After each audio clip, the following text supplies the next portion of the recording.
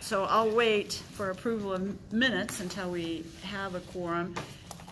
Anybody here to speak on something that's not on the agenda? Anybody in the audience? Clayton? Yeah, come up. Public comments? Yeah. Try to keep it quick here. The one comment I did want to make is I do have some concerns on some documents and some news stories I'm seeing lately for the Delano parking garage. One of two parking structures, as I understand it at this point. I don't have a concern so much of additional parking in of itself, but the two main concerns I do have with it is the scale of that building. Seems like it'd be a 55 to 65 foot building, which sounds like that would pretty much define the Delano skyline, any place from the north, maybe other directions too. Seems to be an odd use of space for something that was originally advertised as an urban environment. And just a few months ago, we were explained to us that if there is a parking issue in the area, that it's an overabundance of parking. And the second main concern I have with that is it seems the documents itself for the parking garage and the news stories related to it seems to signal a shift in priorities in the sense that it was heavily advertised as an urban, walkable, pedestrian centered development plan. The document, I'm not seeing hardly any of that. I'm seeing all sorts of detail, all sorts of documentation of what the car parking would be accommodating. Transit gives some detail about, but the main highlight is transit now has shade. I think there's other ways of, seems to be an underutilization potential of the transit. Bike, scooter parking, the only mention of it is that it will exist. So the transit, the bike parking, the scooters, I can see those. I'm being concerned that those are being pushed to the sideline. If you're looking for 600 new customers in the area, the math I'm showing up says up to 17.8 million for 543 spots. Do the math, that shows $25,000 to $33,000 per parking spot. I've seen previous bids where the city has installed bike racks for $400 a piece. I can give you 600 customers for $120,000 at that rate. So I'm concerned about those priorities, the scale of that project, if it was to go through, especially if there's going to be a second parking. Thank you. No question. I'll just comment a little bit. I just want to make sure that everybody understands. So yesterday at council, the city council approved the ability for transit to submit a proposal to the Federal Transportation Administration for a multimodal facility. And so for FTA, it will have to be multimodal. So while the paper didn't pick that up all that much, we are talking about bike lockers and scooters and transit would come through there. It would also be a parking garage. The location, there's been a lot of talk about the location. So what you saw in the media, that's a placeholder. We have not determined a location for that facility, and I think you make some good points, Clayton, about the size of the structure and in that location. So I guess one other comment on that is I hope you're right on the bike blockers. It's just not in the documentation of the presentation on wichita.gov. Yeah, it's not. And so that's concerning. The other comment I forgot to make was I wonder if it would be better use of funds to go ahead and build a level 1 and 2, maybe levels 3 through 6. Maybe that would be better invested in other other infrastructure and other accommodations, particularly the deal with options that don't involve trading the car. Good evening, Gina. All right. Anybody else in the audience? Yes, Mary? Well, it's probably too late, but I have continued displeasure with, the buildings in McLean, between Maple and Douglas. I believe McLean should be by the river and the building should be west of McLean. So that's just the way, you know, especially with all the rain and everything. I guess they put them on the west, you know, I guess I hope their foundation gets broken out by rain, so. They should be on the west side of the river, and the McLean should be by the river. Even if it's 2 lanes, which I hate, so. I have heard nothing positive from any of my friends about this, so, about McLean being reduced to 2 lanes, so. I just feel like everything's being done. The city continues to prefer developers over the citizens of Wichita. Thank you. My 2 cents. Anybody else? All right. So let's move back to approval of the minutes. Any corrections, additions, questions?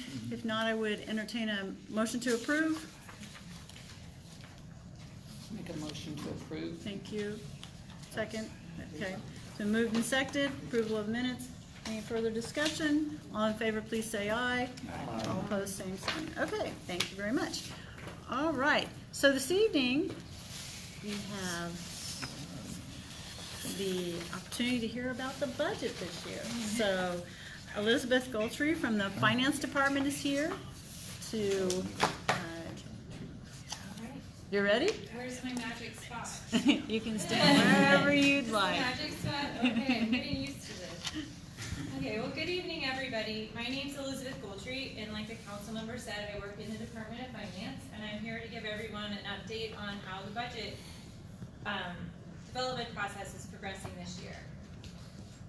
Elizabeth, if you step back a bit, I can get you both. Right here? For the Okay, audience that's at right. home. Right. Yeah, you get to be the Vanna White of the city of You're Wichita my today. director All tonight. right, there you go.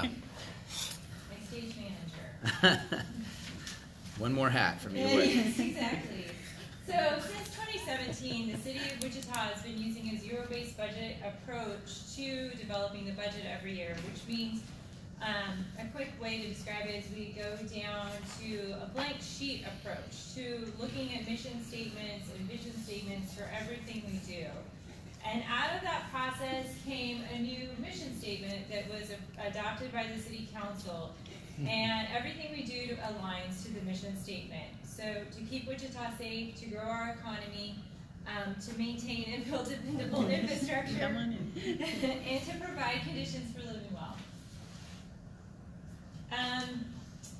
Sadly, I'm getting to you a little later than the others, but we had a budget simulator online from May 13th to June 15th, and I hope that the word got out to all of you. The results, we're hoping to post the results next week. So if you go back to that website next week, it should direct you to some results. And I have leftover candy, so if you want some candy with the website, it never goes bad. So but so far we're excited about the level of participation and the feedback we got about the ease of using the tool. So check back with us next week. So this is the calendar for the rest of the summer. I usually follow after recreation and they tell you all the fun things that they have scheduled for the summer. So I'm going to tell you all the fun things I have scheduled for the summer. We close the online budget simulator on Saturday. Next Wednesday is the social media town hall, and that will be pretty exciting. We're going to follow up with residents on what we heard back in the budget simulator and just make sure that we're on the right path with that. On July 23rd, the city manager presents the budget, and then that's also a public hearing on that date. There's an additional public hearing on August 6th, and then August 13th is also a public hearing, and on that date, the budget and the CIP, which is the capital improvement program, are approved. All the city council meetings are at City Hall, and they're at 9 a.m. in the morning. We'll also be posting the budget document online. People ask me that a lot. After around July 22nd or so, all 600 pages of glorious budget will be online for you. So we're going to focus mostly on the operating. We'll talk about the operating budget some, and then we'll talk some about the CIP. And on the operating budget, we'll focus mostly on the general fund. The general fund is the main taxing fund of the city of Wichita. It's about 1/3 of the budget. It's a main source for most city departments, and a lot of those really important departments that we talk about a lot, such as police, fire, it funds street maintenance, libraries, and parks.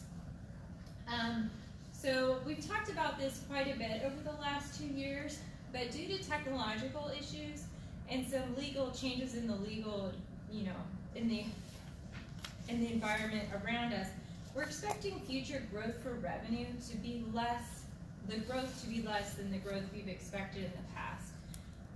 The biggest thing that's a factor in that is what's called franchise fees. And the franchise fees are fees that are paid by utilities for the ability to operate in our right-of-way. And it used to be, for example, that telephone franchise fees for landlines are a really great source of revenue for the city of Wichita. But now, and cable television was as well. But now more and more people are cutting the cord, and those revenue sources are declining. Another thing is because of energy efficiency, people are using less gasoline, less utilities, and then also there's been changes in how people purchase things, and that impacts sales tax. So technology has had an impact on our revenues. On the flip side, it has an impact on how we do business too, so it leads to greater efficiencies. And the other big contributor to revenue growth is assessed valuation, which is property tax appraisals. So this is what general fund revenues look like as a pie chart. I like to point out to folks that property tax is actually about a little more than 1/3 of the general fund revenue. I think a lot of times people assume that property tax and the general fund are the same thing, but it's just a part of that pie. And then franchise fees are 1/5 of general fund revenue at 20%. I think this slide is really illustrative of revenue growth over the last 17 years. I think that if you take a poll of people who are heavily involved in the budget and ask them, how did 2018 feel? Most people would say 2018 felt like a pretty good year. We ended with a slight surplus. We have strong reserves. We didn't have to make any of the really difficult decisions that we usually have had to make in the period of time that I worked at the city of Wichita, which are the dark blue bars by and large. But if you were to look back at the light blue bars, which is when I decided to work in the budget office, we had a pretty, the growth pattern was a lot different. So if you look at 2002, that was a recessionary year for City of Wichita revenue. 2003, that was pretty. It's really even hard to pinpoint where the rebound even was. Those were pretty low growth years. So we're just experiencing a different pattern. The business cycle impacts City of Wichita revenues differently than it used to. And so we have a lot of models in place to forecast revenue, but it's just a little different than it used to be. A lot of folks ask, I think there's a lot of chatter out in the world about a future recession. A lot of folks ask, what would the impact of a recession be on City of Wichita revenue? Recession impacts City of Wichita revenues on a lagging basis. Some lag a little bit more than others. Property tax probably lags the most because they look at a year of sales, and then the reappraisal occurs, and then it impacts property tax collections. Whereas some things impact revenue a little faster, such as interest earnings, which is tied to the Fed funds rate. On to the expenditure side, which is probably what you're all here for, is how to spend the money, right? So salaries and benefits are about 3/4 of City of Wichita expenditures. We are in a labor-intensive business, particularly in police and fire. For example, in the fire department, for their operating budget, salaries and benefits are about 94% of their budget. So just very labor-intensive business. And I just mentioned police and fire. You know, we've had most of our growth in salaries and benefits, and then most of our growth has been in public safety. If you look at this slide here, the blue line in the middle is the CPI rate. That's a consumer price index. Some people call it the inflationary rate. So that's the CPI since 2000. This top line up here that's kind of light green, that's the growth in police and fire every year in the city of Wichita general fund expenditures. And then the lines below, that's everything else in the general fund. So that's libraries, parks, street maintenance, the finance department, all those types of things. So you see, if you would, just thinking back to those years that were declining years, for example, 2003, that was a decline year. What happened is you cut these other services in order to balance the budget. So these things, even though there are years of revenue declines, those continue to grow. So reserves, I just mentioned that we do balance our budget every year, and one of the reasons why we do that is in order to maintain reserves. Reserves are really important for flexibility, for an emergency, and for cash flow. For property tax is about a third of our revenue, and we only receive that twice a year. So if your biggest paycheck came in twice a year, it'd be good to have cash on hand. Another thing is, during the last federal government shutdown was the longest one in history. And so because we had pooled cash available, those programs, which we get reimbursed from the federal government, we pay for the programs first and then we submit a reimbursement request from the federal government. We had to wait a long time to get those reimbursements because the federal government was shut down. Because we had the pooled cash, we were able to continue those programs without any interruption. So that's another great reason to have reserves. Can you give an example of some of those programs? Like the Housing Choice Voucher Program, for example, would be one, or federal transit funding. Okay. Those are two of our bigger ones that we get reimbursed usually. He asked what federal programs, yeah. So our city policy is to have reserves of at least a tenth, and at the end of 2018, our reserve level was about 15% of expenditures. And a final good reason to have reserves is because rating agencies look at our overall financial condition, and they provide bond ratings that impacts the interest rate on bonds when we go out and sell bonds for capital, to finance capital projects. So having a favorable bond rating allows you to borrow money with a lower interest rate. So in other words, you can do more capital projects. That makes sense? It's kind of like your credit rating and having lower interest, so maybe you could buy more car or something like that. So rating agencies monitor reserves very closely, and a decrease in reserves is viewed very negatively. So lots What of is good our reasons. current bond rating? Pardon? What is our current bond A rating? AA plus. So we're one notch away from the highest. Yes. Yes. Yes. All right. Jinx, right? Okay. So looking forward into our planning period for the budget is we do a revision of 2019, then we're looking at 2020 and 2021. Believe it or not, 2020 is coming. We expect moderate growth with some structural imbalances starting in 2021. Those are because our expenditures grow faster than our revenues. We included phase 1 of the staffing study in the 2019 adopted budget, so that's, contributes to that green line, continuing to grow consistent with community priorities. And we'll continue to use a zero-based budgeting process to focus dollars on priority areas. We're just rushed out of the office because we're just working on something related to that today. So this is literally the money slide for you. This is the currently what we're projecting for the next 5 years. This is, for those of you who are longtime DAB members or DAB meeting attendees, you'll notice something kind of unusual here.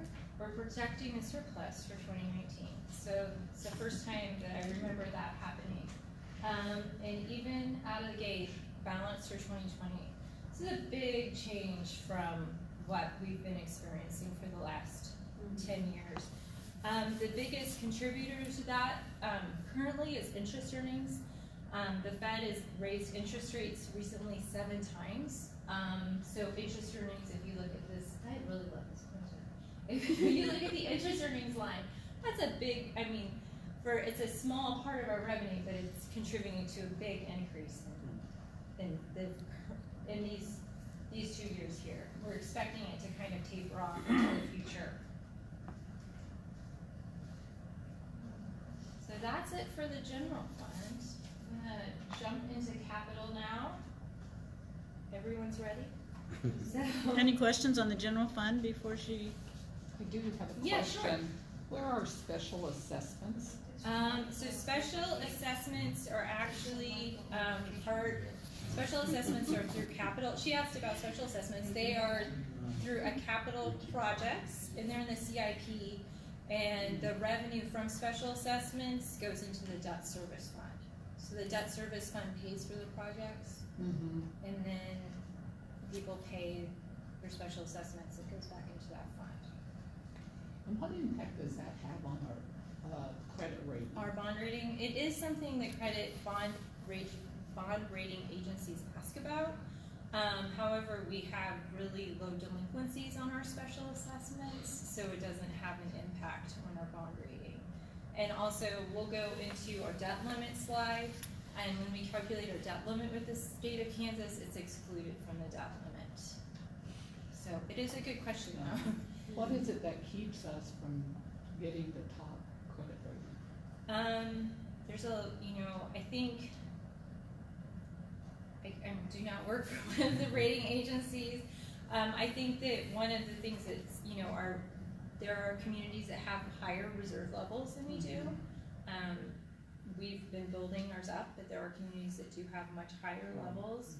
And I think another thing that is concerning is economic resiliency is something that shows up in the reports pretty consistently. But I will say they give us always high marks for financial management and just overall organizational management. So we do our part. So, all good questions. Thank you. You're welcome. So, ready for the capital projects? All right. Get out your hard hats, right? So, the CIP development. We're doing something a little different this year. There's about 200 projects in the CIP, and this year we have, last year the City Council challenged us to come up with a prioritization metrics for CIP projects. And this year we have scored and ranked every single project that is being considered for the CIP. In addition to that, we've been developing financial capacity models. We also consider the impact on the operating budget of all of our capital projects, and we made sure that they align with the direction of the City Council. So, with regard to our prioritization matrix, 20% of the points are related to aligning with the Community Investments Plan or the comp plan. A quarter of the points come from aligning with the planning process. So for example, the Aquatics Master Plan or the Watson Park Plan or any number of other plans. We look at financial considerations, and then other considerations are things like engineering or bridge studies. So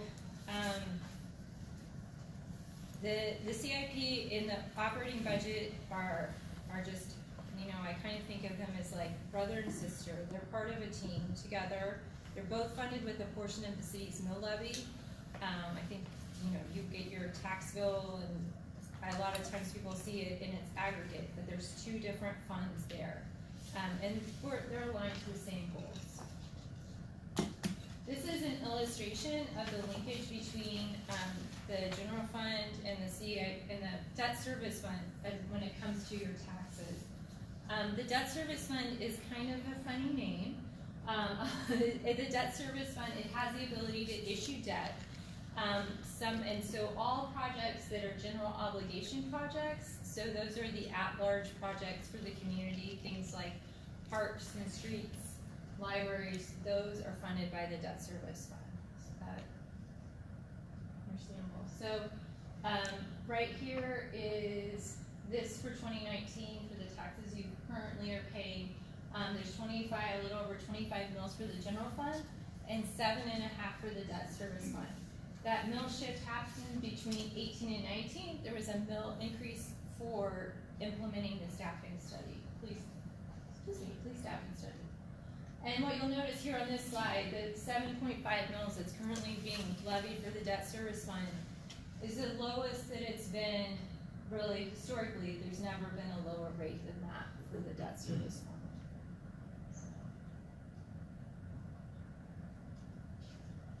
So, as far as financing the CIP goes, this is where all the money goes to. So this is a little trickier because we were just talking about the general fund on the operating budget, and now I'm showing you a slide for the CIP that it's inclusive of all the different funds that we have. So, arterials, that section of the CIP is the biggest section, but there's also really big sections for water and sewer. And then public and facilities also includes heavy equipment for fire apparatus, fire trucks. And she's got ahead of me because this is where the revenue comes from.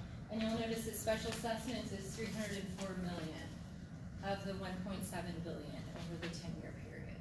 So that is where those street projects would show up in the arterial section, and then the revenue comes back in through special assessments.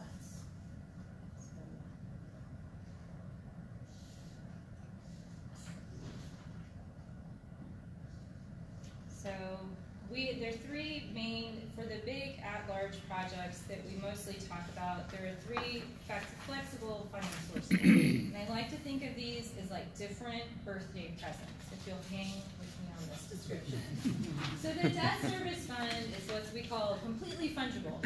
It can be used for streets, parks, buildings, anything governmental. I like to think of this as the birthday present equivalent of getting cash or a check.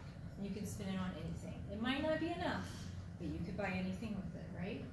The transient guest tax fund, it can be used only for assets related to convention and tourism. We have a lot of those. We have a lot of needs related to the transient guest tax fund. I like to think of this one as being like a gift card to Dillon's or Walmart. You know, I can't buy everything, but I can get most everything, right? And then the local sales tax fund, that can only be used for roads, bridges, and highways. So again, we have a lot of needs in those areas. We never run out of things to spend local sales tax on. So it's kind of like a target. So determining debt capacity, we talked about this a little bit. We have to look forward because most of our debt that we issue is 10-year debt.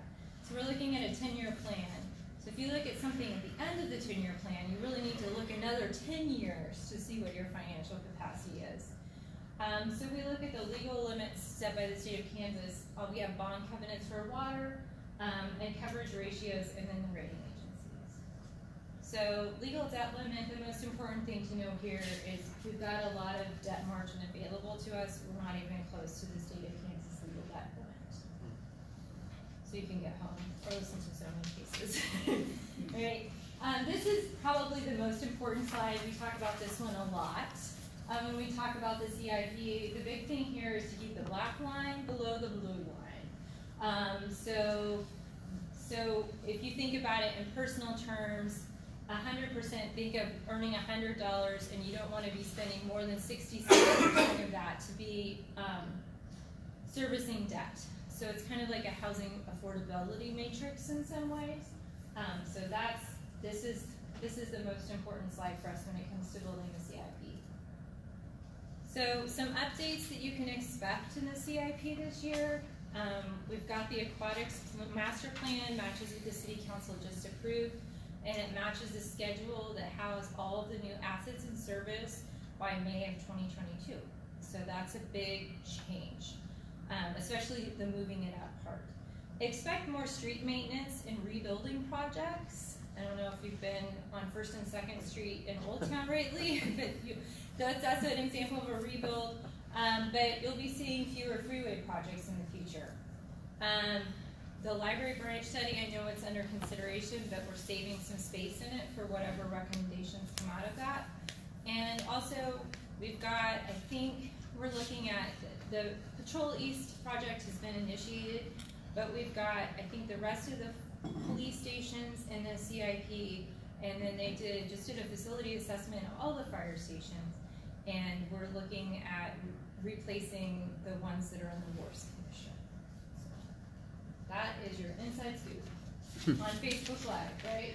That's From right. you That's and right. all the internet, right? So, if you've got any questions, I can help you out, or if you think of anything on your way home, just email Brandon and we'll be in touch. Yes. Yeah. Back on VR slide 25, you show that the debt capacity there. Yes. We're getting close to that blue line in 21, 22. Yes. Can you explain, or is it just what's happening infrastructure-wise here in the city? Are we expecting some of that to hit?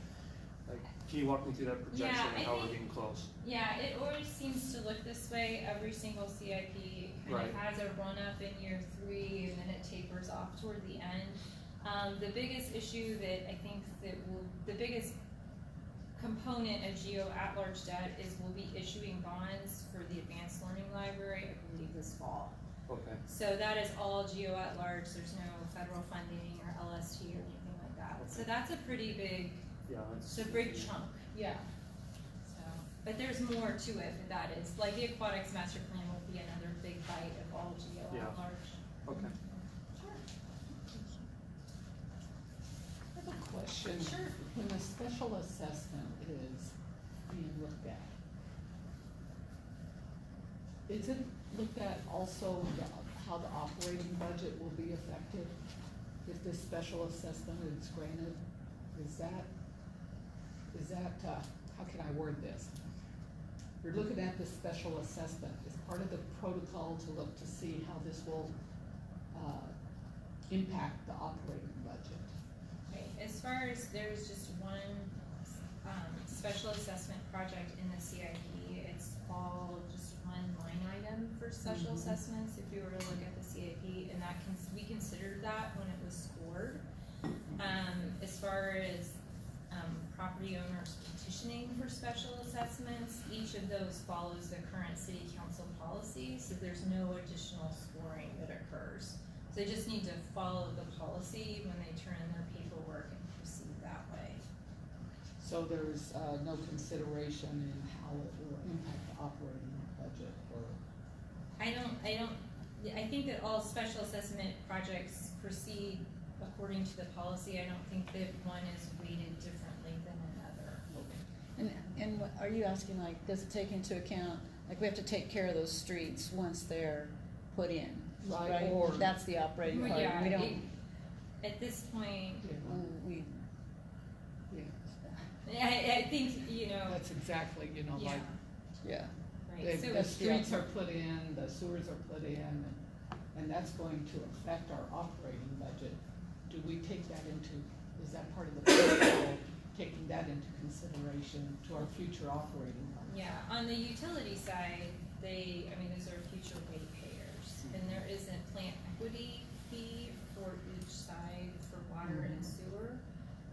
But on the general fund side for the street maintenance, as far as like, do we say, we just added this many miles of street, Right, let's translate that into what we should do in the operating budget this Yes. year?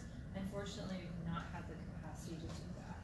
But they do use, a lot of pretty sophisticated models at this point in order to pinpoint what maintenance projects will occur in the next year. So I think they're trying to get ahead of street maintenance. It's definitely a community priority, and it's something that, we've been allocating a lot of additional resources to, so. But we don't use that model currently is not part of the process, so that would require a policy change, I think.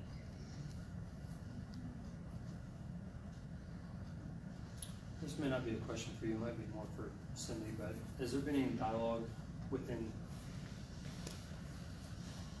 City Hall about looking at other revenue ideas that might be, because you at the beginning, you talked about technology and franchise fees. I remember last year when Mark presented it, he talked about what we were getting in franchise fees, it was like on a landline opposed to what it was 15 years ago. Yeah, It was it's fairly remarkable. significant. Yeah. And I just didn't know if like other cities are finding other ways through that. I don't know if the dialogue of, you know, I know city sales tax has been, at least I've heard it in some of the copies early on when I was lingering, and, you know, has there been any of that? But obviously when we're having a surplus, do we even need to be talking about bringing in more revenue? That was just my curiosity. Is there other dialogue of Yeah. other revenue that we're considering future-wise? Yeah, sure. Because I know cell phone, we were talking about, Yeah. and which I know it's all It's crazy in different, federal, yeah. and I don't think that's a good option anyway, but. Yeah, cell phones do come up a lot, but those don't operate in the right of way. Correct. You know, so it's a Correct. little different, but you asked about revenue. Just one thing to point out is, as a city, we are a creature of the state government. So we have home rule, but there's also limitations in the kinds of revenues that we can charge or levy. So what might happen in one state doesn't necessarily mean it Sure. can happen here. But you do have a great point on, as far as, we do have a surplus this year, but we're structurally imbalanced in the future. And a user fee study is something, or revenue study is something that we've talked about a lot, and that we're working on. Just looking at what is the appropriate cost recovery for particular, you know, for each government service. For example, some services, the cost recovery for them should probably be 0 because they're at large, they're governmental, they're for everybody. For example, fire emergency response or police emergency response. But then there's other services that benefit particular individuals. You can't even really share receiving that service with someone else. It is just for you, right? And so those should have higher cost recovery. So I actually got an email about something this week. It's like, we need to get into this particular revenue. I said, yes, we do. So we'll probably be, so I guess we'll be looking at things one by one, looking at adjusting rates or looking at how many people are actually paying. I don't think there's any silver bullet when it comes to revenue, except, I mean, just continuing to look at what best practices are, but also staying mindful that people really don't like paying revenue to government either, right? And so that's why we have to really focus on the efficiency side too, running the business efficiency, looking at efficiently and looking at what services we provide. Yeah. Do you know, I don't remember the internet sales tax. Do you know what happened with that at the state level? I don't remember what happened at that, because there was a big Supreme Court case on internet sales tax, and then it's up to the states to decide what they do with it. And then they were talking about it relative to grocery tax. Right. And it would go into effect on July 1st. Yeah, So I'm guessing that the answer must, I don't think it went through. because we didn't Yeah. count it. We didn't count any No. additional revenue, so Yeah. we're not thinking it's coming to us this year. right, so that next year. would be, That would be huge. I mean, I think it could be huge. It, Yeah. it certainly would be a it nice just bump. depends on the formula Yeah. that they use. Sure, 'Cause they're yeah. also talking about using that increase in revenue to have a two-tier system for Gotcha. groceries and everything else, so. Gotcha. Yes. Well, that sales tax, as you know, is being collected. Now, I know when I've ordered, there's Kansas sales tax being collected. Some don't, Yeah. If they have a presence in Kansas, yes, that's when you get the, yes. But wasn't there something talked about, like, the big one, Amazon and Apple? The city manager talked about getting with them and, I think the trickiest thing is on Amazon, and I'm gonna scoot aside after I answer this, unless you've got more questions, because I know you have some big zoning cases tonight. But, I know all about zoning cases, so as a child of a planner, I know what it's like to be here late, so. But Amazon does have a presence in Kansas. For Amazon.com purchases, you are paying Kansas sales tax, and they're remitting that to a state. okay, But what is big is Amazon's biggest business line right now is its marketplace. So they don't have to have the inventory, they don't own the inventory, they're really just using their website to sell you other people's stuff, and then they get a cut of it. So if you're buying things from, you know, Betsy's Antique Store in North Dakota, and she has no presence in Kansas, but that's the plate that you wanted to buy, she's not collecting sales tax and remitting it. I So it's a little tricky. So sometimes you don't even know until you check out that you're buying from Amazon Marketplace versus Amazon.com. It's tricky. And I think for Walmart, that's another big, I mean, that marketplace or Etsy, that kind of marketplace model is gonna be, it's gonna continue to grow. It's big, it's a big deal. So it's great if you're a small business, you get lots of eyes on your stuff. It's pretty exciting. All these things that are contributing to declining revenue are actually pretty exciting from a technology standpoint. We just need to adapt. Thank you, You're Elizabeth. We welcome. appreciate the update. Yes. So, all right. Zoning cases, you're on. Before I start, I'd like to address Denise's question about the impact of special assessment projects, because in my 45 years all over the state, it's come up 45 times, right? more times than I can count. The reality in most communities are that special assessments are assessed against properties mostly in new development areas where they're building infrastructure. The bonds that are issued on that are expected to be, well, the life of the improvements are longer than the bonds. And we're still doing 10-year bonds or up to 20-year bonds. But, you know, when you put a new street in and all the infrastructure with it, that is expected to really be almost maintenance-free to a great degree before the bonds go out. So the expectation is that the properties have been improved, gone on the tax rolls, hooked up to the utility systems, contributing money into the funds before there's ever a maintenance demand. So the belief is that, has always been that you're getting more than enough back off of the increase in wealth to the tax base before you ever have a maintenance demand. So it doesn't cause an imbalance at all. And most of the things that you end up seeing over time, they become a maintenance issue when they have gone beyond the life cycle of those improvements. Well, now you're talking not maintenance, you're talking rebuild to address that, which is another special project, which usually the landowners don't want to pay for. So that's when you go down the rabbit hole. So, but and I don't think Wichita is any different than any other community I've worked in the state. The same issues come up.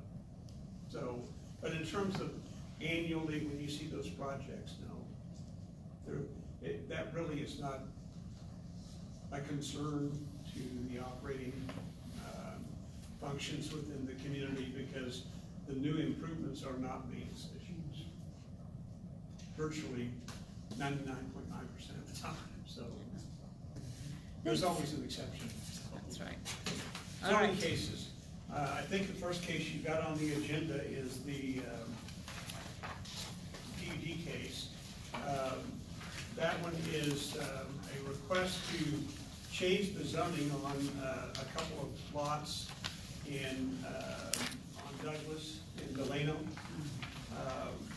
And we're changing the zoning from Central Business District to the PUD. And really, the real issue here was to allow an expanded number of uses in the building. This is at 914 and 924 West Douglas. Tim is involved with the ownership on this now, and if you've been by there, they've completely remodeled the building. It looks very nice. I've not been in it, but from the curve it looks nice. Under the Central Business District zoning, they're not required to provide off-street parking, and so that's not changing really. Although that was the biggest issue we had from phone calls from wanting to go, well, what are they gonna do about parking? The same thing they've been doing before. It's, you know, fighting for a space anywhere within the Douglas Street in Delano and everything else going on. The biggest use change was that in the Central Business District, under the zoning regulations right now, it does not allow tattoo parlors. And they've got a request for occupancy in the building from the folks that had the tattoo parlor on the other side of Douglas Street that burned. And so to get over that hump, wouldn't have made any sense to change the zoning from central business to like general commercial, which would allow that. That's why they went to the PUD. So we went through the public hearing at the planning commission on the 6th, which was our planning commission meeting that went 4 hours. And I think you guys were close to the end too. Planning commission has recommended approval. We had one neighbor that showed up concerned. It was the lady that lived, that has her husband owns the small little beauty shop that's just to the east of this property, that they also have their own parking behind their shop. And she was, and I forget her name, the sweet lady, she's called me 18 million times. But, she's, and I don't know if she's talked to you or not, but She has not. Her biggest complaint was the fact that they constantly fight people using their parking spaces, which when their beauty shop is not open, they don't care. But when their beauty shop is open, it's for their customers. And so, God love her, she said her husband tolerates it, but she's got less tolerance for it. She said there's been some ugly confrontations out in her parking lots. We shared with her what was happening just in the whole Delano area with discussions about parking and parking demands and future plans for providing additional parking. Now, that's not going to solve the issue right on Douglas in the 900 block per se, but she at least made her concerns known. Yeah. So How many parking spots does she have in the back, you know? I think that, well, they don't have it marked. It's just It's just a slab out there. but she's probably got room for maybe 6 Okay. parking places in there. And according to what she shared with the planning commission, they get pretty well occupied after the shop closes, primarily for the bar in the area. It was just as much as anything. Well, and the other thing is that she's told me this before also, that she constantly had, and I don't think it was Tim, but there's been other people come and try to buy their property. And she said, you know, her position is, when I put a for sale sign up, you can come talk to me. And I'm going, well, you know, we can't stop that, and we can't prevent that. It's something that they're just gonna have to deal with, so. She had no objection to the proposed rezoning. She just wanted to have the opportunity to share her frustration. So, planning commission has recommended approval. We're in the protest cycle right now. To my knowledge, we've not received anything. It closes at 5 o'clock tomorrow. And then we'll get this scheduled for city council action on the final. This doesn't usually happen. We usually see these cases before they go to MAPC. We just had a kind of a scheduling issue this time. So does it matter what we recommend? Yes, it does, because it comes to council. Okay. So MAPC's vote and DAB vote will come to council, so it does matter. Okay. So, And I would tell you that staff's recommendation is for approval. And within the PUD itself, there are certain things that we've identified as a prohibition that will go into this. They're using essentially, what's the office warehouse uses? CBD, Oh, warehouse. yeah, uses as a base. And then there's a listing of, I think it's in your staff report, the things we listed that said no. so, Greg, What, since you brought that up, the prohibitions that are listed in the background and then listed in the recommendations don't match. Well, what you have is the proposal that was submitted with the application, that's the background. The recommendation, and we talked about that at the end of the DC meeting, what we did was, even though you didn't see this, there was another PD case that came in on East Douglas, just within the last 6 weeks. And when that went through with approval, what we did was take the same language, and brought it in. And that's what the planning commission agreed to do as well. There were 2 or 3 other things that were put in there that said, no, we weren't interested in seeing those uses introduced into the Delano area per se, and so that's what that was. So which one's more restrictive? I didn't compare them. Well, I, Checking the back one. the one in the recommendation appears to be, There's the differences in the uses that Yeah. and so the way I'm interpreting his comment is that we are not approving the background, we are Right. approving the recommendation. The recommendation, Yes. yeah. That's right. So that's what I want to make sure. Okay. Because, I mean,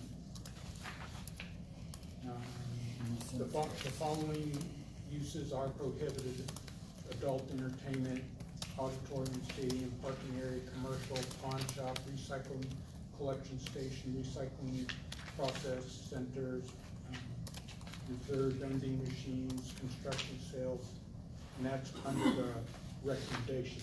Under the background, it's adult entertainment, recycling process centers, reverse vending machines, construction sales, general animal care, hotels or motels,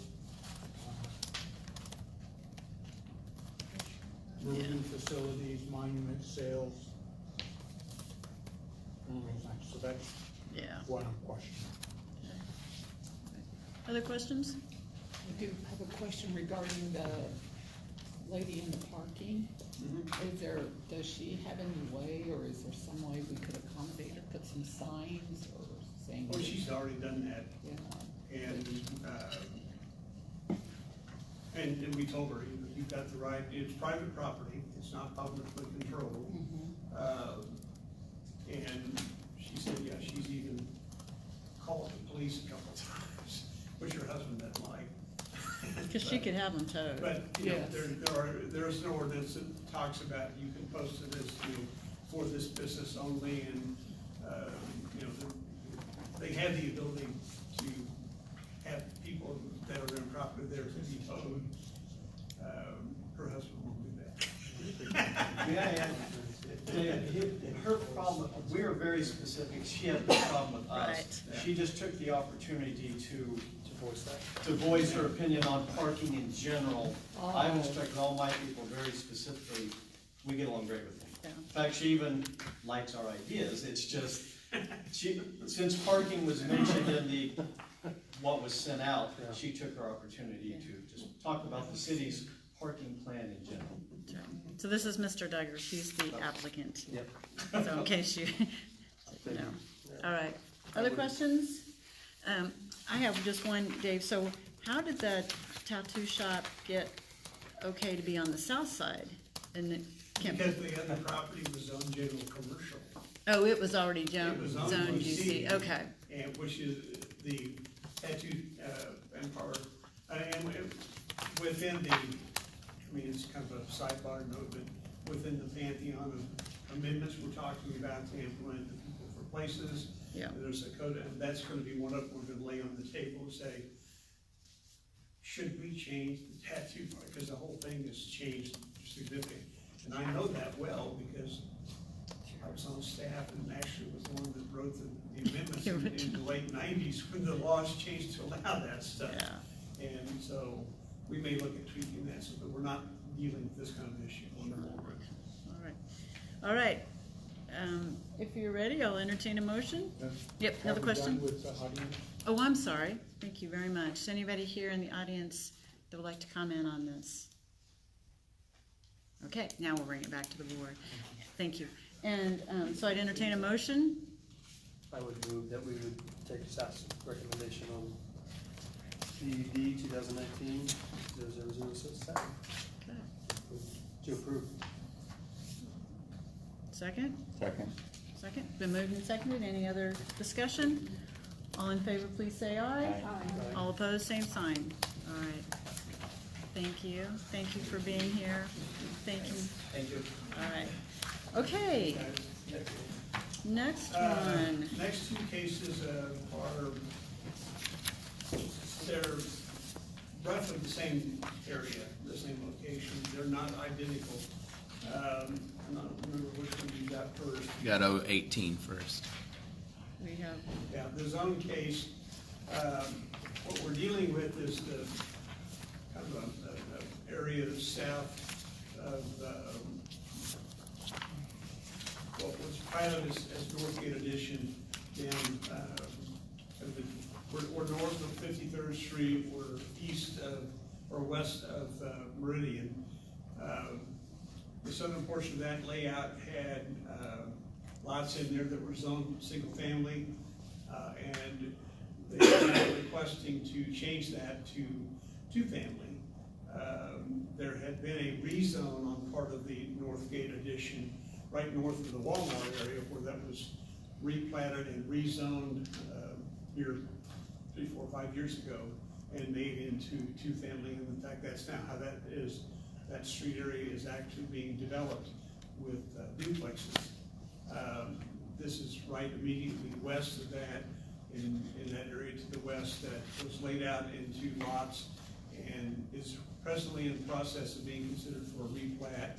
The request is to change it to two family, which would then expand the ability to create two-family development in that area. We're not seeing anything out of character with that, and the recommendation on that would be for approval. I would note, and it's relevant to the conditional use case as well, in that this area is subject to a replat that is actually scheduled to be considered by the subdivision committee on the 27th. Will then go to MAPC on probably July 11th, and then the plat will come forward with back to us. the council to replat the area as well. So this whole area is under a lot of redesign, and Russ is here as the agent for, it's Jay Russell that's developing this. I think this was originally laid out 10 years ago, something like that. And so obviously there's been a lot of things change over the last 10 years. So the, this case, as well as the conditional use case, is scheduled for consideration tomorrow at MAPC. And if I can jump ahead, we'll take two separate votes, but we'll jump ahead to the conditional use case. The original design of the plat showed a smaller area that would be made available for future drainage and detention of the development. The proposal now is to expand that into a much larger area. I think you guys should have got a proposed layout of, yes, of what they're talking about doing, making a much larger area that would become a water feature. In talking with not so much Russ, but some of the engineers involved, they're working on the final permits they've got to have through the state for water appropriations and a whole bunch of other stuff now. But that layout that you show there is the proposed maximum area that they would like to have the ability to take the soil out, both for potentially future use within this development, but there's also some other development in the area that would have use for some additional soil, and that would provide the access available to do that. Is kind of how it's been explained, and I'll let Russ expand on that. I think we also provided you a copy of the, right now, the preliminary layout for the proposed plat. They don't match. There's some cul-de-sacs that come down into what would be the pond area, as shown in the preliminary plat that will be being reviewed through the process with the planning commission coming up. So those are issues that I'm as sure as I'm sitting here, I know it's going to get talked about tomorrow at the planning commission meeting. But the larger question, and I'll let Russ explain how those things have been handled historically, but the larger issue is they're asking for permission to have that total area as soil extraction doesn't mean the law will happen. That's just, if it gets approved, that's the area that could be taken out, but there's a bunch of other hoops they have to get through. Plus, if the final plat does come in and say, no, we're gonna have cul-de-sacs and build some lots with, down into the lake, then you run through the discussion, does it make sense to take all the soil out, and then you gotta bring soil back in, or better off leaving Mother Nature dirt there? So those are issues that are going, and it will be a discussion item, I'm sure, at the planning commission tomorrow. So that's what's going on. We're supporting both. We're supporting the rezone to two-family, and we're supporting approval of conditional use, but getting the issue resolved to everyone's satisfaction about the maximum area versus do we want to bless the idea to take out what will later have to be filled in? Is that the smart thing to do? So that's where we are. So we'll put both of them. Okay, so let's take the rezoning first, rezoning of two-family, or from single-family to two-family. Do we have Resident. many two-family near water? What's that? Do we have many Two-family. two-family near any form of water? I can't think of anything. I can think of a, well, No, I'm not like, suggesting, I'm just curious because like that's, Sandpiper Bay is, sure, well, there's still water here. It's not as big as what they're proposing. yeah. But I think there's some around town. I just find it intriguing because most of the time in duplexes, Well, it's a combination of, you know, how much historically, a lot of the water projects that have developed are more upper-end homes, and, you know, there's only so much water. right. And there's also a growing interest in smaller homes, and although I don't know, and we haven't talked about this, but, you know, when they build those kind of even duplex type developments, sometimes those end up being, one, they're investments for, you know, younger folks that come in and buy the whole, and then The whole thing, rent the other rent the side, half, yep. the other half out to help on the payment. Yep. Also, you've got empty nesters, and you've got, you know, we're seeing some developments of this type that have actually evolved into targeting more empty nesters and seniors, because it's it can be done as a low to no maintenance type thing through a homes association taking care of yards, and not having to mow is attractive. So it's a fluctuating market. Sure, and sure. So, I guess I'm pointing it out more as in, you know, both get approved and everything moves forward. Like, I'd just be intrigued by that in the sense of, and I've had investments two and- calls on this case. One of them was from a lady who had just bought one of the new duplexes that's right to the east of this property. And she wasn't concerned about the duplex at all, the two-family rezoning. She had a question about what's going on with the sand extraction.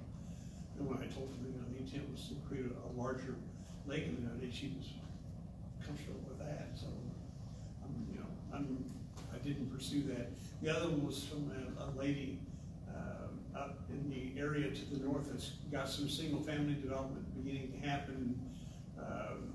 And her biggest concern was whether or not some of the roads were going to continue to extend on. And I said, yeah, that's not going to change. So, Okay. but other than that, we've not heard from anybody. Any other questions on the rezoning? Question, why does the developer want to make the lake larger? Russ? I'll answer that question of the conditional use. I think we can try to simplify a little bit of what's going on here. So I'll talk about the conditional use at this point if you want to. Yeah, that's So fine. again, staff, first off, we're in district. Real quick, sir, your name? Russ Avey with Laughlin Company, agent for the applicant. How do you spell your last name? EWY. Thank just you. like it's pronounced, Avey. It's on the- Usually it gets a bigger laugh. Yeah. There we are. So, the conditional use, and the plat that Dave mentioned, to us, are completely separate, issues. The conditional use for soil extraction, not sand extraction, but for soil extraction, we're required to obtain a conditional use permit whenever we take a shovelful of dirt off a piece of property. Is it overreach from a zoning standpoint? Of course, I feel that is, I have 25 years doing this, but we are in a situation with Northgate where we have generally a small surplus of material to fill the site. When we go in and design a residential subdivision, we try to balance the site with cut and fill. Most of the time, we have to raise minimum pads up to a certain level. We balance the street grades out, and we do that fill, hopefully, with all the dirt that's taken out of the ground for detention and retention purposes, creating lakes. So that's the dance, those types of development projects. Here we have a little bit more surplus material than we need. So the owners of the project, of course, as we know, residential development, particularly with Northgate, has been slow over the past 12 and a half years. So they are seeing more value in the sale of the material on site for road projects, perhaps or I-235, things of that nature, but for other development projects in the area where that soil has a higher market value than the lots that we would remove from development. So when we look at the conditional use permit for soil extraction, we have shown you this 30 to 40 acre area out of Northgate, of which we have a maximum boundary for extraction. The reason for that larger area is in the event that there is a market for that soil, the developer will sell that material, we'll have a 30-acre lake as shown on the operational plan for the conditional use, and that preliminary plat will get shelved. If, by chance, there isn't the sale of that material, we will dig the ponds in support of the preliminary plat showing those two cul-de-sac locations as indicated on the preliminary plat. We wouldn't have this issue if we would have simply filed the plat 2 weeks later. So here we are. So the conditional use was filed first. We followed it with the preliminary plat, which has created some confusion. Hopefully, I've been able to clarify that for you. Be more than happy to stand for any questions. So if I understand, the ponds are being made because the developer wants to sell the soil. Correct. Okay, that's all I wanted to know. Yeah. So it's basically mining. It falls under mining and quarrying Okay. in the zoning code. Most of the time, the same construction project with the same bulldozers digging the same dirt, creating the same lake, as long as that soil is used within that development footprint, we're not here talking about a conditional use permit. The idea that it could potentially leave and go off-site to another project is what's required in the zoning. Okay. But it doesn't require us to dig a 30-acre lake. We have options. And that's what we're looking for our client. Okay, thank you. Thank you. Thanks, Russ. Okay, rezoning, can we vote on that? Any other discussion from the audience? No, I move we approve it. My second. Okay, it's been moved and seconded. Any further discussion? All in favor, please say aye. All opposed, same sign. All right, so that's the zoning case. Now the conditional use case. The dirt case. The dirt case, yes. The dirt. All right, The dirt fee. any other discussion from the board? Anything? Oh, Greg. One of the things that came to mind in reading this is that this conditional use, the way I'm interpreting it, is for 10 years. Is that correct? Yes. What happens after 10 years with respect to the conditional use? Well, it just goes void if they are not completed with the dirt removal. It's the ability to ask for an extension. We've done that in other locations, so. So in that. And if they're done, then it's just the ponds there. In that context, what is the final state of this piece of property? There's no houses on it, there may be a big hole in it, there may be a very big hole in it. I'm not sure what the final I don't see a picture of what this looks like at the end. Well, as the operational plan shows, there really isn't anything around and I think the intention is that if that happens, we get to that point, that it would just become a pond. The bigger issue is that, you know, not only is the current zoning regulations defining that if you remove dirt and move it off-site, it falls in mining and quarrying and is subject to this process.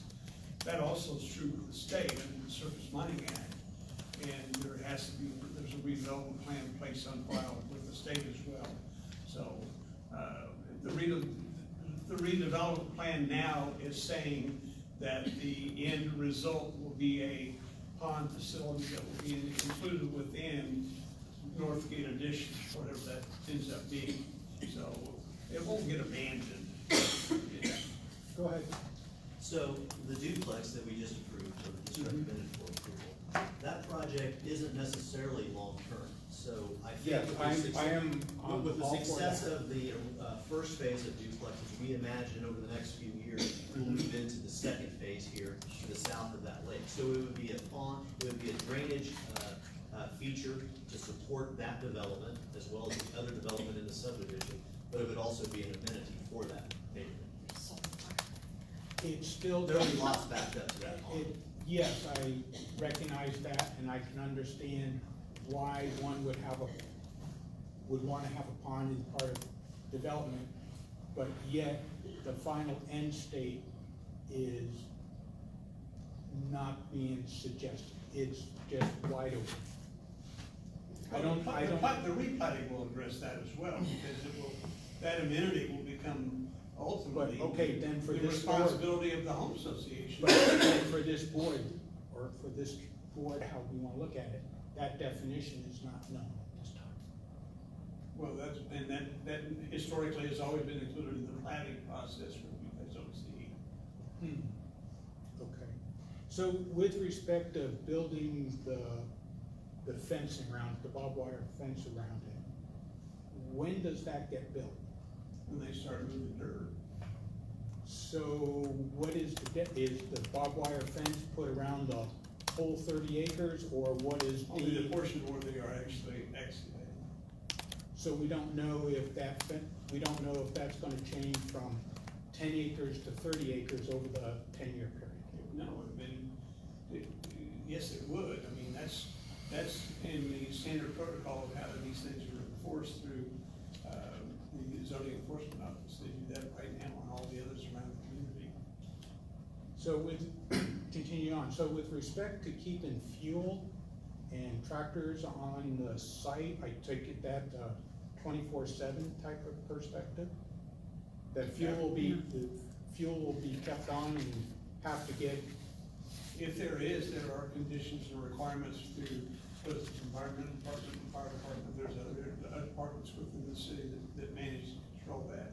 So that's with respect to having to put a surface down, a hard surface to They have to maintain meet code spills? requirements, Yes. containment areas.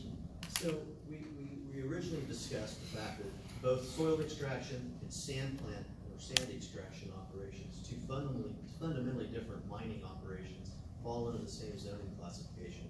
They also unfortunately share similarities in conditions of approval.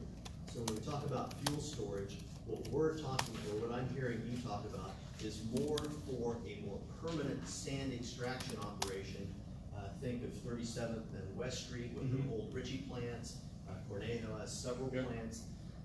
That's where we have long-term, 24/7, 365 days a year for up to 30 years worth of fuel storage on site. Okay. For our operations, for this type of construction operation, quite frankly, they could probably dig that 30-acre pond in a matter of a month.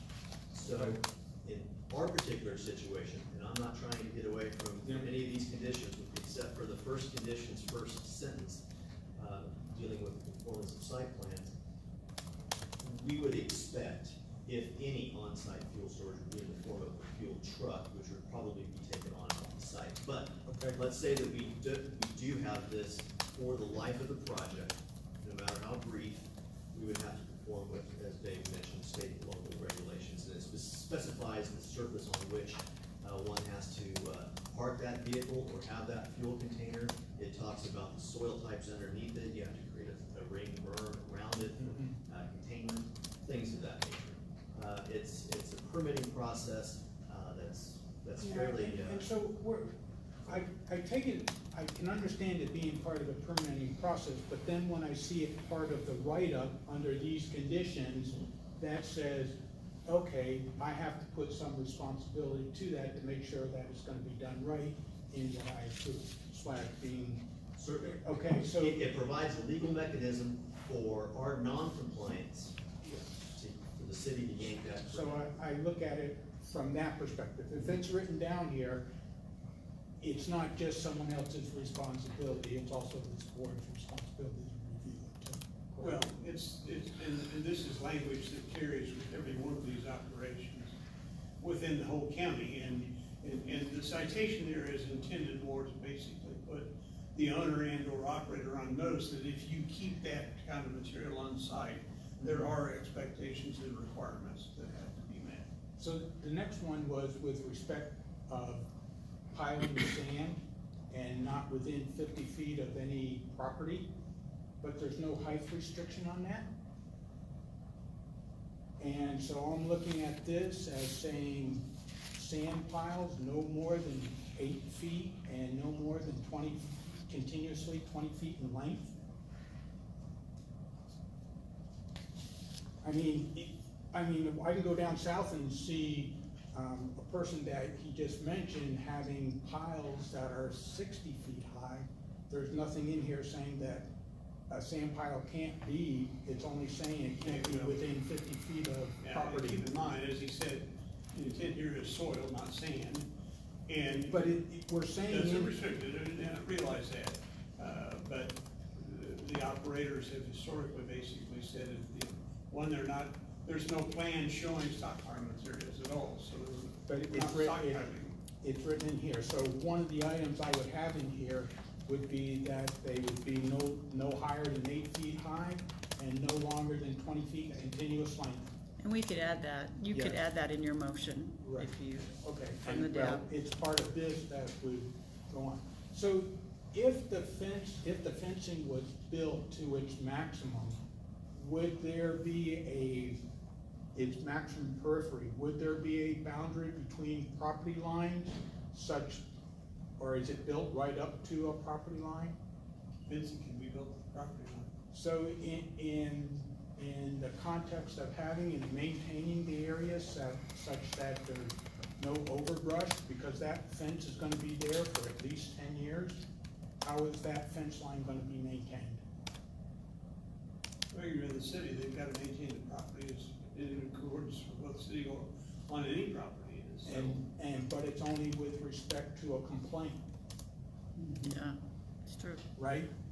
So in the context, the fence line, there must be at least 10 feet on either side such that a vehicle and people can go around and clear brush off the fence line. Okay? Good say that. All right. Okay. That's Any a other good point. questions or comments from the board? The last one Yes, comes sir. back with, why did we need to ask for, FAA to be involved? What prompted that? That's a standard protocol that's done on every one of these, because when you've got creating the opportunity to create water, then it's a concern over the potential of creating an attractive place for water valve and cucumbers that could impact air flight. So And again, this is a standard language that goes with every one of these. Is it with respect to the airport that's on Hoover, or is it with respect more in general?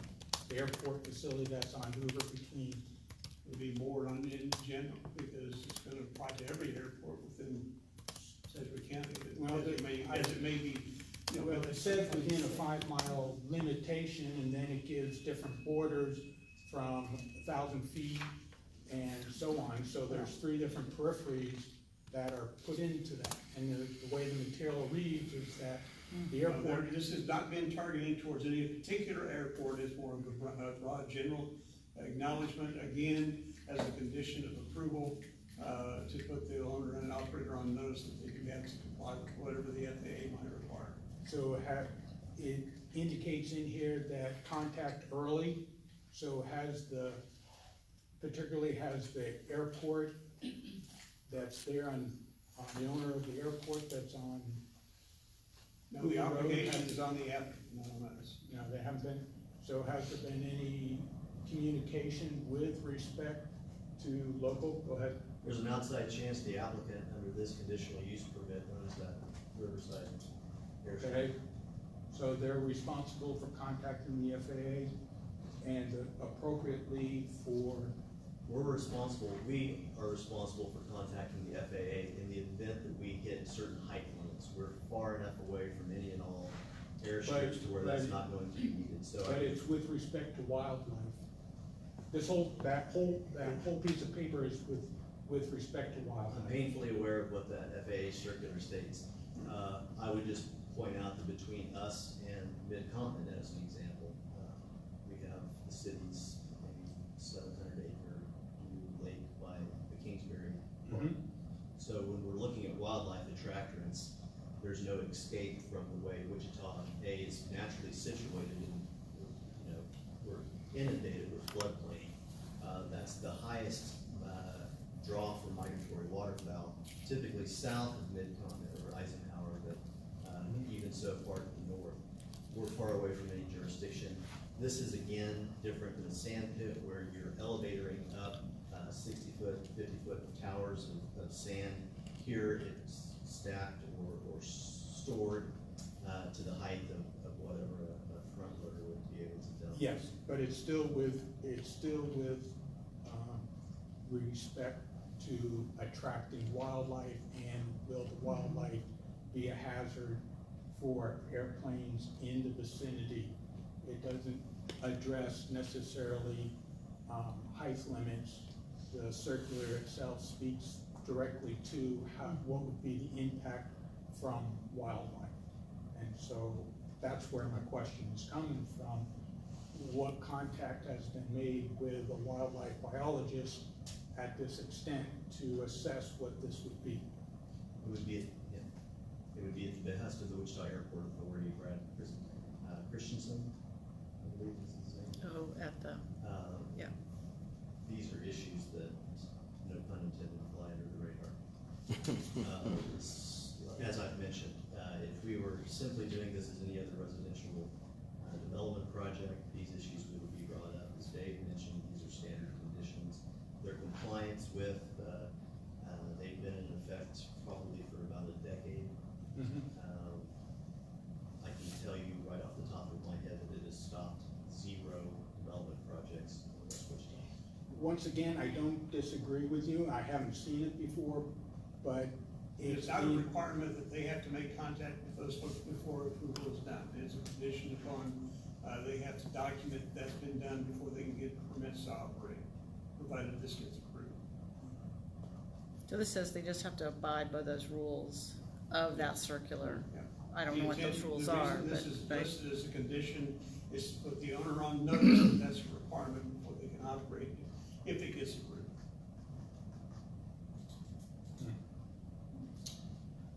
I'm gonna express a general thought here.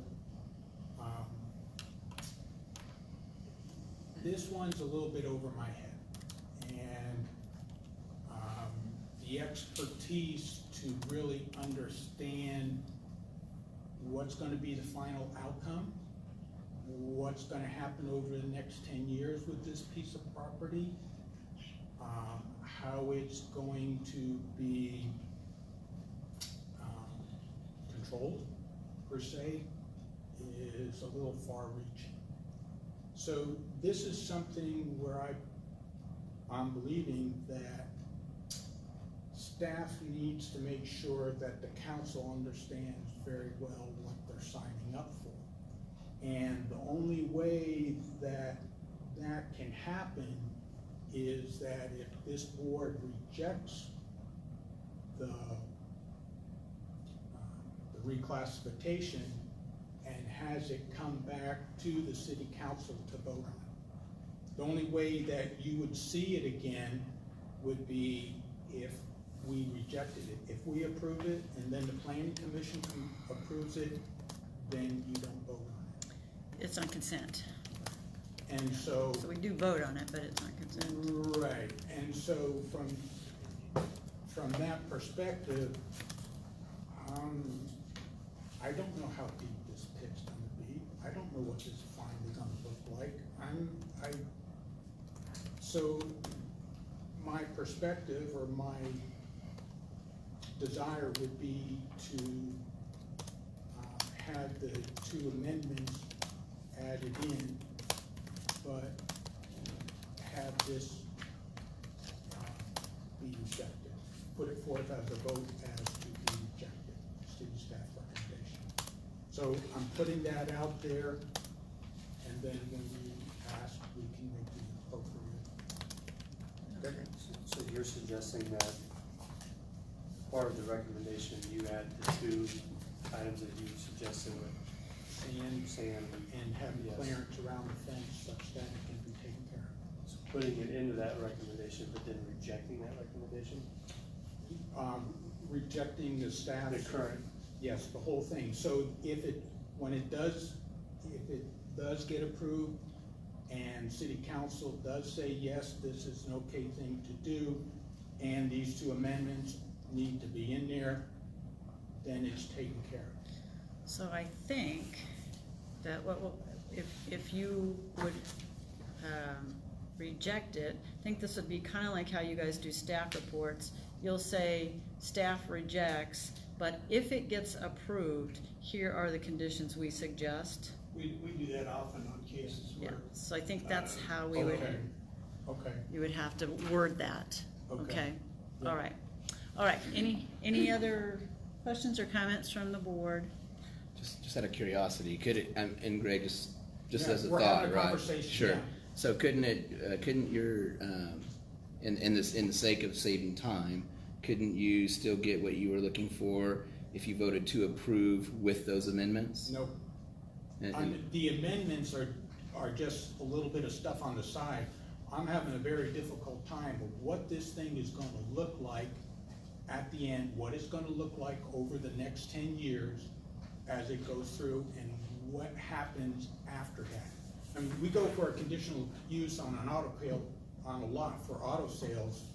It's auto sales for the next trillion years. That can happen. I don't know what can happen here. And are you addressing this CUD that we're looking at right now regarding the pond? The It's condition, really the The- mining, yes. it's really the mining extraction. I'm not Bless looking you. at it as a pond. I'm not sure what it's gonna look like at the end. Right, There is no definition. It can be 3 feet deep with graded sides, or it's gonna be 50 feet deep with graded sides. I'm not trying to be sarcastic, but I don't know. Dave, would you have a suggestion as to how it could be recommended to where his fears are alleviated? I think, given that, what Greg is talking, no, there really isn't, he just needs to vote, no. Either make a motion to, deny, and see if he gets a second and vote on that, or if a motion is made to approve with or without amendments, then he can vote no on that motion, and that's kind of really all we can do at this point. As it goes forward, it's, I mean, I've not dealt with it, but you look around the city at the number of pits that have been built and that exist still to this day. I'm not aware of any time that the city knew exactly how it was gonna be done And so, at the end. so there's where the knowledge base is. The knowledge base is not necessarily here in this room. The knowledge base is at the city council to understand that and have more input from staff Well, along those what I'm lines. saying is that everybody, all those had to be approved by city council in those cases before they ever got done. There, and so if I sit here and I approve it and it goes to, planning board and they approve it, it's a done deal. City has to be involved in it, and the reason I'm saying that is because this is bigger than me. Period. So can we make a motion then and we can In vote most our, cases, can we can vote our conscience? Yes. Can I make a motion? I make Yes. a motion that we approve this as written, as staff does it. I've been in construction all my life before I started selling real estate. A developer's job plan is to make money. He wants to see it developed properly. It's done every day all over the country. I understand it. I'm gonna make a motion that we approve it as staff has recommended and take a vote. All right, so it's been moved and. I need make a s- an amendment to that if we approve it in that way, if that's the case, that, the fence, there has to be a border around the fence for keeping, and that from the wording within here with respect to sand or dumping, that there's nothing more than 8 feet high and a total length of 20 feet. Okay. Has to be separate. Okay, Okay, you- can hold you- on just a minute. I gotta Will document you this. accept that amendment? I won't Yeah, accept he that won't amendment. accept the amendment, Oh. Can so. I, and I'm gonna rely on your expertise here, Joel. Can you explain a little bit as to why you would not accept that amendment? Because there's already too much regulation, and development is good for the city, and that's all they're trying to do. They wanna extract some sand, because right now they're not making money on the project. I mean, dirt's gonna be needed everywhere, dirt is always needed. They're gonna make another pond on another development, they're gonna build more houses or duplexes, whatever they build around it. I mean, that's just how it's done. So there's a motion on the floor. We would need a second for this to go. I'm gonna second Joel. Okay. All right, so there's a motion to approve Thanks for explaining. staff's recommendation with the conditions that are in this report, and a second. Any further questions or comments? All right, so all in favor, please say aye. Aye. All opposed, no. No, So we've got 1, 2, 3, 4 to 2. 4-2 approved. Okay. And you'll carry that forward tomorrow, I'll Dave? pass that on. Thank you. All right, thank you very this is much. something I'd like, I guess I could get it online. Yeah. See what that is. Yeah. Thank you, Russ. All right. Actually refer to. Yeah, okay, I think that's it for cases. Okay, neighborhood issues or So- announcements? I wish the police were here tonight. Oh, yeah. You wish the police were here tonight? We got a guy in our neighborhood who has a car who's super loud and speeds up and down my streets. He's new there, he's never Thank you, been there Dave. before, and I guess I should just call my community police officer. You could, huh? yeah, or you can let Brandon know, Yeah, 'cause whichever. we got kids running works for around you. there, and we've never had problems with those apartments before, they've always been really good, but these Yeah. guys are a little wild. So you're saying there's what? Say that again? I'm sorry, I was trying to get this all saved. There I'll tell you are. later. You tell me later? Yeah. Okay. All right. Put it in the minutes. Any other neighborhood issues? No, just lock your cars. That's right, like your Keep car, the car that's open. right. Yep. Right. My kid has my unlock button, I'm pretty certain. There's Oh. no graffiti on Let's the do something. bridge over $4 Large a quarter or Kansas so. on the south Yeah. side. And my garage door Every opens. six- Well, eight that months sucks. now. Yeah. Okay, I'm taking from the board, okay? Oh, All I'm right, sorry. that's, any other issues, neighborhood issues you want to report? How about neighborhood reports? Any things going on in your neighborhood you want to talk about? No, we're just celebrating, we got a pool. Yeah, you're gonna get a pool, that's right. You've got a pool and keep a pool. We are, as Orchard Park, trying to find a way to meet on a regular basis, and when we planned to meet in May, last minute it was canceled, so I wouldn't say there's necessarily a resistance to that. I think there's some apathy we're dealing with, as well as just life in general with board members and those who are regularly attending. So we are looking at, I guess it's not, I don't know if it's a report or not, but we are looking at joining up with the August 13th neighborhood night out. I think Yes, that's the August date. 13th, yeah. So I think we're looking at corresponding or the time that we'll do the event on that night and Okay, coordinate all that stuff, so, yeah. but, yeah. So if your neighborhoods are doing neighborhood night out, you wanna make sure you, register that with the city. Yep. Because then your council member will do her very best to make it out to that party. I try to make it to all of those, so, gotta have them. Okay, any other neighborhood reports? Okay, I have just a couple of things. Saturday, we have District 6 Coffee from 9 to 10:30 at the Downtown Y. Chief Snow is going to come and talk about fireworks this year, Ooh. about what, she has a presentation on the changes they're gonna make this year based on what we learned last year. No changes to the ordinance, just changes in how they're going to enforce it to better. So I don't wanna steal her thunder, she has a really good She'll presentation. have an easier time this year. Yes, and she's also gonna talk about optimization deployment. So this is how the fire department is working to make sure that when they are dispatched to the high priority calls rather than, as they call them, the Band-Aid calls, and how they are managing that. So it's a very interesting presentation. So she's gonna talk about both of those. 2 reports on 2 things that this board voted on, and then what happened to them at City Council. So yesterday at City Council, the e-scooters ordinance passed 7-0.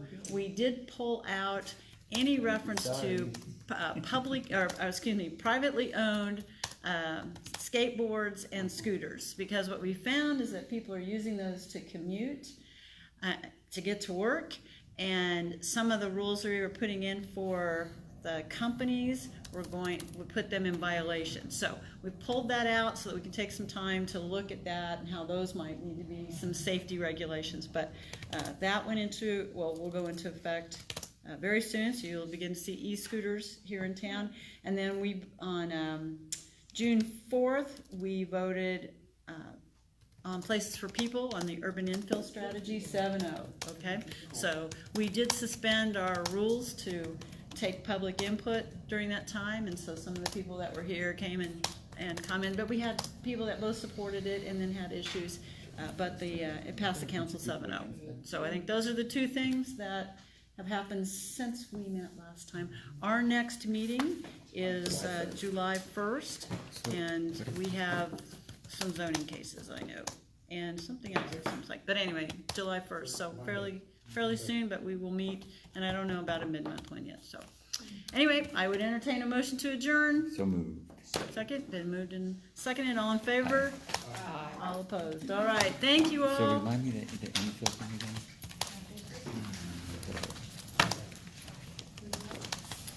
I'm just finishing this up real quick. Let me finish this.